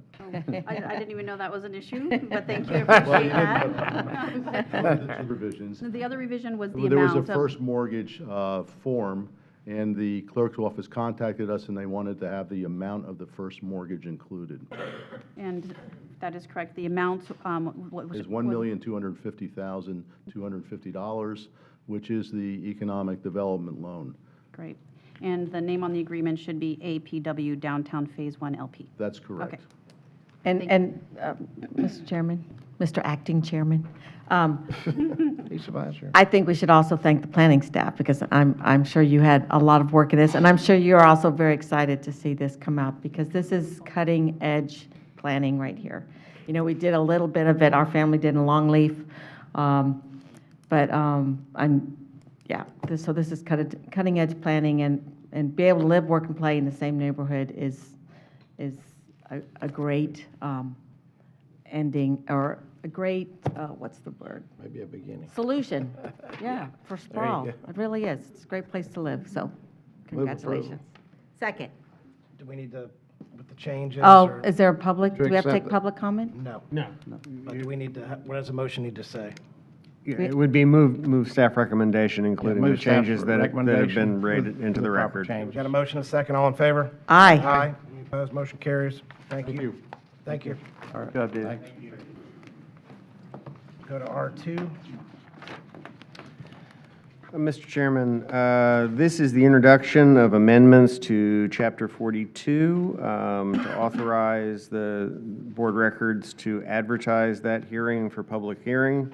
Board had asked several months ago that we look at both Seminole County's ordinance and the Winter Garden, I believe it was, ordinance with regard to the issues that were being experienced by defunct golf courses, by the neighbors surrounding defunct golf courses. As I think I said in an earlier meeting, the Winter Garden ordinance, I think ultimately would have some legal challenges. The Seminole County ordinance is very similar to your existing overgrown Chapter 42, and with relatively minor changes could be mirrored. I've distributed the proposed revisions. Frankly, more of the changes have less to do with overgrown lots than they do other areas that Seminole was regulating that seemed to be a good idea. There was a concern that developed last night with regard to this ordinance's proposed effect on agriculture.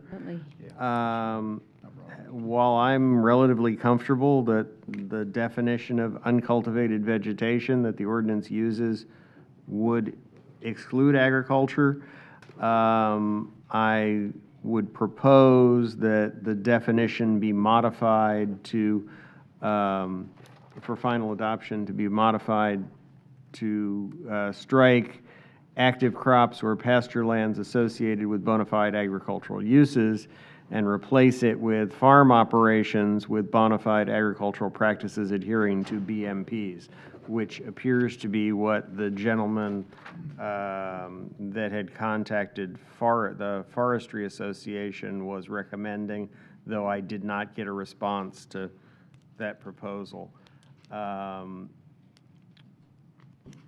The other issue that I needed to bring before the board was the ordinance as it is currently structured. Appeals would come to the Board of County Commissioners. You've not had an appeal come to the Board of County Commissioners, but I'm not sure whether or not this would be the time if you want those challenges to go to a special magistrate. I can make that change now because the ordinance will be open and I can take the board out as you have on some of your other adversarial administrative appeals, handed them to a lawyer acting as your special magistrate to prepare that record rather than coming before the board. That would be my recommendation, but if the board wants to continue to hear these items, it's clearly within your purview. And with that, I would answer any questions the board has. Mr. Chairman? Mr. Mariano? Ms. Snyder, thank you very much for taking the time to do this diligently. You know, at one of those Florida Association County events is when we planted the seed out there a couple of times and got the ideas what could work, and I think the Seminole County one, county like ours, same situations, was a great pick to go with, and I'm glad you've modified it for our ordinance. I would like to say that I think it'd be beneficial for us to have the appeal heard here if we're going to have any. Not that I anticipate any too many times, but I think it's so important, as you saw, for the quality of life of the residents that were here, from what I've seen as well, that we want to keep that. I would want to keep that local control right in front of the board. But other than that, I think you've done a phenomenal job with it across the board. Commissioner Oakley? I have heard from the agricultural community, mainly cattlemen and people of that nature do that kind of agricultural product, raising cattle and all. They're very concerned about that wording, and I think the wording that Mr. Steinschneider is proposing will take care of that. And I think the issue came in and we were talking about the fact that golf course is probably like 100 acres or more. So I think when you expanded, you know, keeping this lawn cover cut and all, it's a larger property than just a house lot of 1 or 2 acres. And I think that's where the agricultural question came into being for our agricultural users here in Pasco County. So I think that wording change will exempt them, and that's good. Commissioner? I also was contacted by the ag community, being an ag family, and the wording was very, it was very concerning to me. I still have some angst with this because I don't know how you force a person who's lost their business to find the money to keep the maintenance going. I do think there's some responsibility, maybe on the edges, but how are you going to require a company that went belly up to keep spending money? Does it just become liens on the property? Because I think about in Gulf Harbors where the family that inherited, the 2 young girls that inherited the property have no, don't have any income to mow, so it just becomes liens. Well, it's going to be, we're going to see more golf courses come in for development, I think, and I'm just a little uncomfortable with this. I'm not there yet, so. Mr. Oakley? Yeah, I've seen some of that same issues. How do you get someone that went broke on a golf course? You know, it became a at one time it was a profit. They made profit for those businesses, but now it's became a liability to those companies. They can't carry on. How do you force them to keep mowing and keep spending money when there's no money? So that is a concern of mine on this ordinance, but the fact of it is, and when you talk about Commissioner Starkey, about mowing the edges, you got to remember those fairways went down in between all the homes in that development. So when you talk about edges, you've almost got everything mowed. So Wow. it's, quite a bit, but.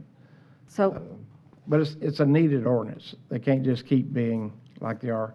We've had some come before us, like Quail Hollow, that's going to be developed into a subdivision in that area, and that's a good use, and the person doing that went out of his way to make it very comfortable for the neighbors that were around it to make things work, and actually reduce the number of houses per acre to help them in that area of that golf course. But hopefully these others will turn out the same way, so. yeah, I have no doubt that if this passes, that owner of that property is going to put it up for sale for development. Because what else can he do? Ms. So Shannon? I don't know if that's what the residents want, but that's what probably they will get. If he doesn't have, and I think I read the story from the newspaper that the residents were offered an opportunity to be members of the club, and they turned that down. So probably any golf course that didn't require the HOA to be a member of the golf course is going to be facing this in Florida. I mean, this is happening all over. There was a gentleman in my neighborhood whose company,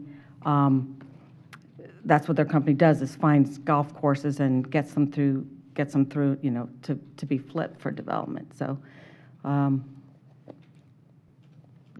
I don't know. I know we're not voting on this, and I have more homework to do. I asked our attorney if golf courses that are currently in operation would be grandfathered, but you said no. Is that correct? That's right. I mean, this is, make it clear, and that was my problem with the Winter Gardens ordinance, is this is not directed at golf courses. This is directed at your existing ordinance had an overgrown lot provision that had a higher threshold before it became, quote, overgrown, and it had a provision that says 1 acre or greater, you only had to mow a buffer. This ordinance is the same thing. So any piece of property that basically has been improved and then is allowed to get overgrown would be subject to this ordinance, and that's a if it's currently being maintained now and this ordinance gets put into place, it'll have to be maintained at least to the level of this ordinance. Mr. Steinschneider, if the landowner or property owner, whatever you want to call them, reverts the property back to its original state before it was improved, then they are exempt from this ordinance? It depends on whether they can do that or not. I mean, it depends on, you can't, if you have a MPUD type ordinance or residential zoning ordinance on a piece of property, you can't then immediately take it and put it back into some sort of an agricultural operation without the appropriate approvals. Is unimproved land agriculture? So once you've taken a piece of property and put sand traps on it and put a stormwater system in it, I'm not sure how you can then say it's not improved anymore. Because the stormwater for this whole development goes out to that golf course. I mean, if we're, Well, I'm just speaking land, any land, I'm just asking kind of a general question. So it would depend on what the piece of property was, whether or not it could return to being unimproved. I think that's the answer to your question. And what other, since this isn't just for golf courses, so if any development is cleared for, I don't know, What else, what other kind of projects or properties do you envision this and also encompassing? The same thing that your code enforcement department currently goes out now and tells them that they have to keep a 30-foot strip mowed. That's the simplest answer I have to your question. But this goes beyond a 30-foot strip. That's right. But This is the but whole, right the now, whole property. Right now, those same properties would be mowing a 30-foot strip. So now they would have to mow. And just so all of it. people know, that's for fire break purposes, is that right? No, it's for No. the same purposes that this ordinance is for. It's for vermin, it's for, you know, our definition of why we were doing the ordinance that we have in place is identical to the reasoning that Seminole County was using for this ordinance. Commissioner Morales. Thank you, Mr. Chairman. Mr. County Attorney, I think you bring up some great points. This was an MPUD. You want to talk about property values, et cetera, property rights. All these people have bought a golf course. But they're done, join the golf course. Hang on. And the person that bought the golf course bought a golf course. He didn't just buy a piece of property. So he knew he had to have a golf course. In running the golf course, in building the golf course, as they say, the stormwater is all part of that whole thing. All those roads, everything goes in. And the way this course is set up, if you take a look at the map, it's like a whole series of one hole, one hole, one hole that kind of go through that all the runoff from the developments goes right there. It's all part of it.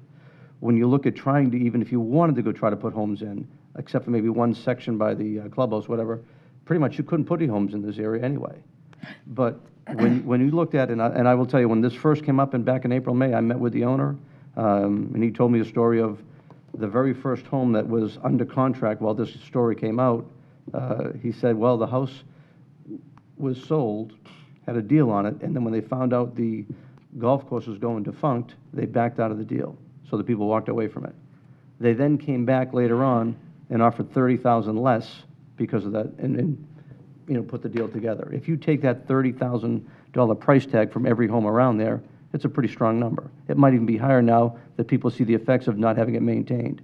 Seminole County was very, very smart in how they set up to protect that situation, to at least until something resolved. And I will tell you, there's plenty of land that he owns now, and there's land to the north that could get developed, and actually was looked at 7 or 8 years ago before the market tanked, that could have been developed. And I met with the owner. He texted me on Saturday. I met with him Sunday just to have this, try to have a meet with him before we came here today, and after meeting with the residents on Thursday night. And I pretty much told him, I says, you know, frankly, people bought in a golf course. You're going to need to maintain it. We talked about the ag as far as he planted pine trees all through. I says, I don't know how you go plant pine trees on a golf course where you don't have an ag exemption or an ag permit to go do that. How do you turn that over to what was there? I says, you know, and maybe it's going to take working with the people, which frankly he's hasn't done a lot of great things to build the trust with them to go get fixed capital things. If you look at the situation, Plantation Palms, those people gave him the situation there. The residents there got a much better deal than what he was offering them. He was shown that deal to Plantation Palms when it was going on. In all due respect, you do not know his financial situation. I mean, I don't, this is going to be interesting to And our watch. decision has nothing to do with his Yeah, I'm not, I mean, he But bought I the wouldn't be property to bashing the the center owner. part anyway. I don't know him, but No, he's well-to-do. who he is. But anyway, so in trying to meet with him to try to give him that alternative to work, he wanted to stick with his deal as it was. So to Maybe me, that's frankly, he's what got to he go look needed. at maybe putting a full package together, getting someone to do development as well as the golf course, and maybe even work with some people that will decide it to make it all happen. I think there's a way to make this structure a lot better for the people, and maybe this is just the start of maintaining the property the way it should be maintained until something works itself out. Well, not to mention Swift Mud DEP, they probably need to be out there looking at some of the They've stormwater been things. called.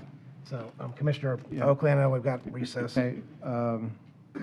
Steinsteiner, to change that property, say that property was pasture land, where the houses are and where the golf course is when they started, and they were agricultural property at that time. But if that MPUD came in and changed all that for stormwater and all those issues in the houses and the golf course, to actually change that golf course land back, you would have to change that MPUD or back to agriculture of some sort, but you'd still have to take in consideration stormwater and those issues that dealt with it before it could change and be, say, a tree farm or something of that nature. It sounds like to me. So I think to answer your question is, so if they wanted to take the property and make a different use out of it, they would have to figure out a way to accommodate the stormwater, either the way it is currently being handled or a different, equal, or better system of managing stormwater. One large pond versus a bunch of little ponds, whatever. That would all have to be, their swift mud permits would have to be modified, their zoning approvals would have to be modified to get to that step. Which means they can't just automatically go plant trees and then it just happens. They're still going to be responsible to take care of that land, even if they did plant trees, without doing all the Based on what I've heard, that probably is an open code enforcement case. Yeah. It hasn't, to my knowledge, it has not come to the county attorney's office at this point. So does this require a motion today or anything? Yes. It does, because we changed some wording, I think. Well, it require, accept the amendments to Chapter 42 for publication, direct board records to advertise the ordinance for public hearing on March 24th, 2002 at 1:30 p.m. or as soon thereafter as same may be heard in the West Pasco Government Center, Newport Richey. So moved. Okay, and is that motion with the changes necessary to exempt agricultural practices? Yes. I mean, that's the way it will be advertised. Okay, I'll second that motion. Okay. All in favor? Aye. Aye. Nay. Okay. Motion passes 3-1. With that, we'll recess until 1:30.